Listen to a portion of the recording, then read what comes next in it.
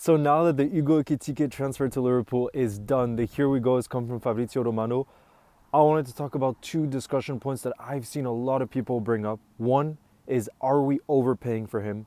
And then some others thinking that he's somehow a panic buy, or our plan B because we couldn't get Alexander Isak. So first off, on people saying that we overpaid for him, I think too many people are initially talking about the 95 million euro kind of tag that it's true David Ornstein and Fabrizio mentioned, right? But that's if all the add-ons are triggered. Apparently, the initial fixed fee is 69 million pounds, okay? So if we're talking about 69 million pounds, that doesn't sound quite as crazy as 95 million euros, which people are mentioning, which is nearly sounds like 100 million, you know? So I think people are a bit overreacting on that.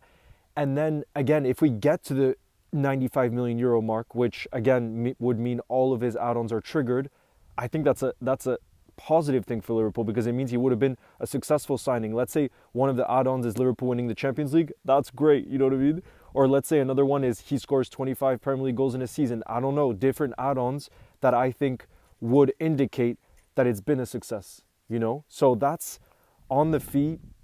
Yes, it's a hefty one, but I do believe and I trust that Edwards and Hughes are not the type to go for someone unless they really, really back that they're going to be successful, that they're going to be able to adapt to the Premier League. And that's why, you know, I'm confident that it will end up being a successful signing. You know, the fact that it's not just Edwards, Hughes, but also Slot that would have given his green light saying he's the type of striker that I want. I want more of a striker who's probably not kind of a poacher, fox in the box like an Erling Haaland or a Gyökeres. I think Ekitike is much more like a false nine, someone who's very good on the ball, link-up play, who we don't primarily look at him for just the goals that he's going to bring in terms of goal contributions, goals and assists, but his overall play. What does he do off the ball? Does he make those around him better? And I believe those questions, they have looked at him. We've been linked with him for a long while now. They would have looked at that and said, yes, he ticks those boxes, and he's just turned 23, so he has such a high ceiling he can get to. He has a very good track record of staying fit, which again, I think is one of the metrics that we look at that are key in, you know, deciding whether we sign that player or not, you know? So that's the first thing on, are we overpaying? I trust those that, again, made that final decision, gave that green light to make the decision that, no, he's worth that money, you know, because, again, of their track record. Now, to those saying that, was it a bit of a panic buy or was it plan B because we couldn't get Isak, who was our dream signing? You know, the most reliable journalist said that he is our dream signing, and I understand, you know what I mean? He's Premier League proven, he's elite. He looks like a Liverpool player. However, I also disagree with that. I don't think that he's this, like, necessarily a plan B because we've seen in the market, look, last summer, we just wanted, Zubimendi was our number one, right? For us, there was no plan B. I believe that's the way we go about the market. We set our sights on a player, and he's the one that we want in terms of we know that he could elevate the team, and we don't want to spend still a good chunk of money on players that we're not convinced on. You know what I mean? And again, because this is a large chunk of money, let's be honest, 69 million pounds up front is a lot. You know, let's not kid ourselves. I definitely don't think we would be doing that for a plan B because then we might as well go for a Premier League proven player in the short term, like a Mateta or someone else, and who would do a job for a season, and we try to go for Isak again next summer. So that's why I also don't think it's this like plan B where we're sad we couldn't get Isak, so we ended up going for Ekitike. I don't think it's that at all. You know, I really don't think so.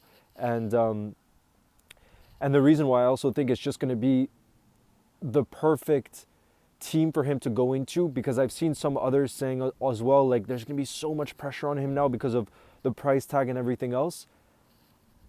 I think initially at least, and you know, we'll want him to improve his goal scoring record, of course, as time goes on. But if you look at Alexander Isak in his Real Sociedad days, he did not have the same record that he does for Newcastle now in the Premier League, you know? So I believe we're looking at the potential, and that's what we're paying for too, just like Isak had so much potential when he joined Newcastle. I think it's similar in that way, even though I don't want to compare them because that's a lot of pressure to put on Ekitike. But what I mean to say is I think he initially comes in And because there's already so many goals in our team from different places, like think about Kirkez that we've brought in, the threat he'll bring going forward, and same with Frimpong, you know, like especially Kirkez, he can bring goals in the final third. Frimpong brings a lot of attacking threat.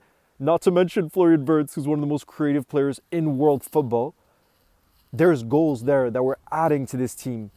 So to say that we didn't have an out and out striker that started week in, week out, yes, there was Jota, yes, there was Darwin, but for, you know, they weren't the preferred choice for Slot because Lucho played down the middle for a really big chunk of the season. So for me, what I like about this too is I don't think him coming in, the pressure is going to be like, Ekitike, you have to score 20 Premier League goals or you're a flop.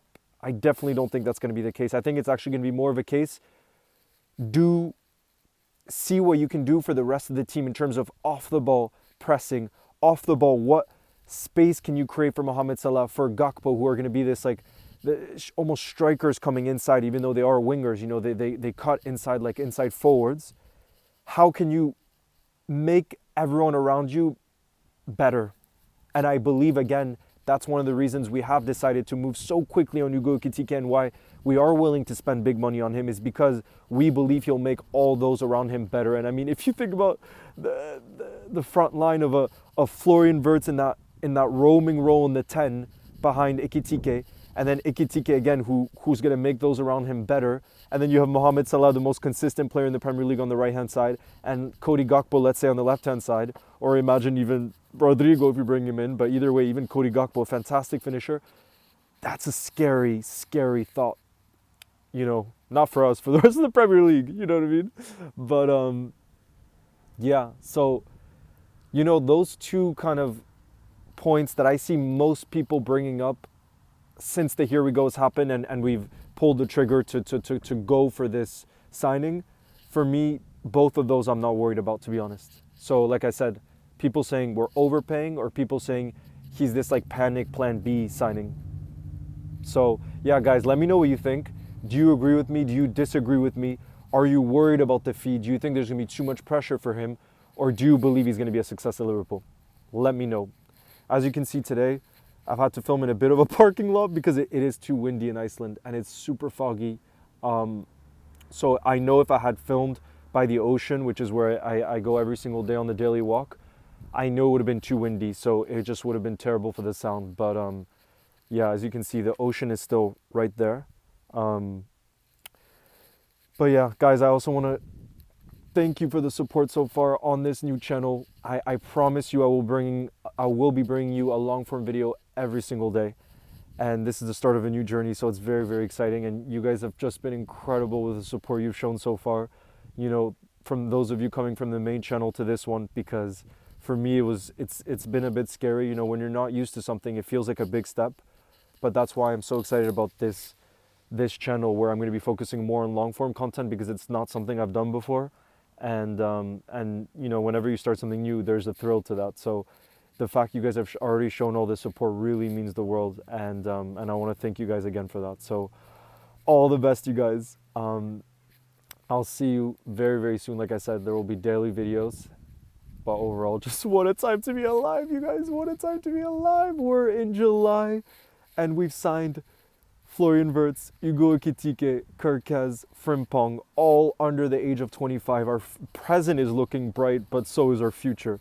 All under the age of 25, with so much ability, current ability, but also so much potential to grow and get even better. So, guys, cherish these moments. Cherish these moments. I'll see you very, very soon. Until the next one. Ciao, guys.